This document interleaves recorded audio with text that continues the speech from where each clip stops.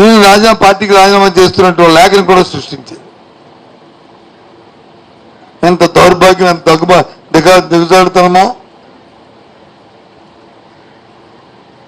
దీన్ని బట్టి తెలుస్తుంది.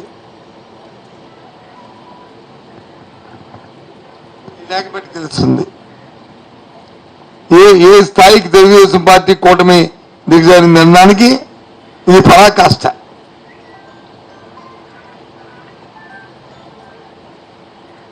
ఇది ఒక మచ్చుతుంది ఇలాంటివి. ఇది ఒక చిన్న విషయం. అంటే ఏదైనా ఏదో విధంగా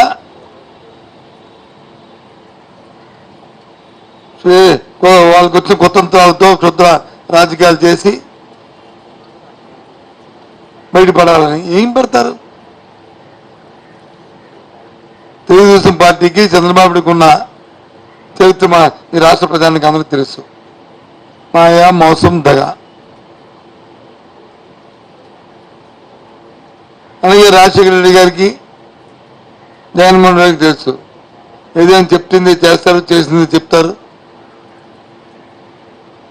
రైతు పెట్టేవాడిగా ఉండాలి కానీ చేయి పట్టేవాడిగా ఉండకూడదు, చేయి పెట్టేవాడిగా ఉండాలని నానుడిని విశ్లేషిస్తారు. పేదవాడు కానీ ఉన్నాడంటే వారికి చేయూత ఇవ్వాలి. పేదవాడు పేదవాడిగా ఉండకూడదు. రైతు కూలీగా ఉండకూడదు. వాళ్ళు డాక్టర్, ఇంజనీర్ అవ్వాలి అని నమ్మిన వాళ్ళు. కూలీగా ఉండకంటే కూలి కూడా పెద్దవాడు అవ్వాలి, కార్పొరేట్ అవ్వాలని నమ్మిన వ్యక్తులు వీళ్ళు.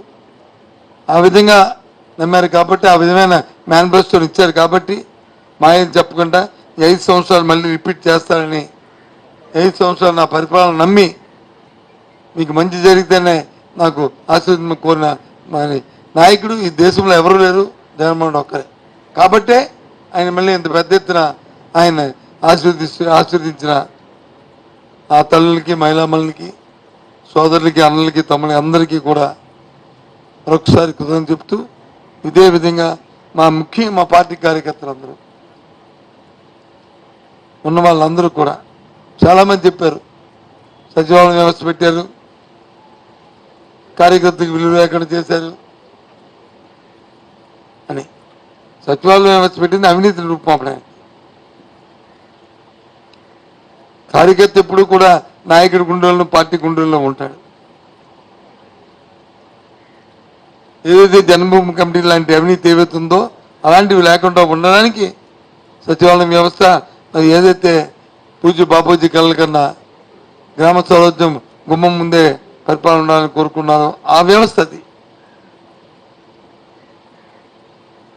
అది బాగా మా కార్యకర్త అందరూ కూడా అర్థం చేసుకున్నారు. వాలంటరీ వ్యవస్థ ఎంత దిగ్విజయంగా జరిగిందో మన కరోనా వచ్చినప్పుడు కానీ, తర్వాత జరుగుతున్న కార్యక్రమాల్లో కానీ ఏ విధంగా 100% దేశానికి అది కులమానికగా దిక్సూచిగా ఉన్నదో వాలంటరీ వ్యవస్థ,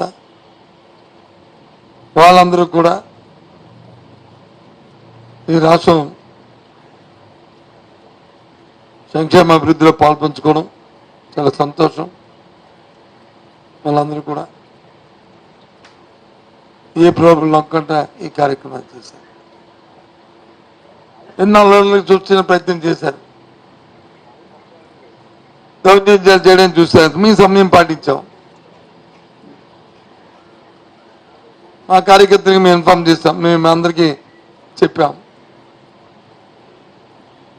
వాళ్ళ స్థానం కోల్పోయారు.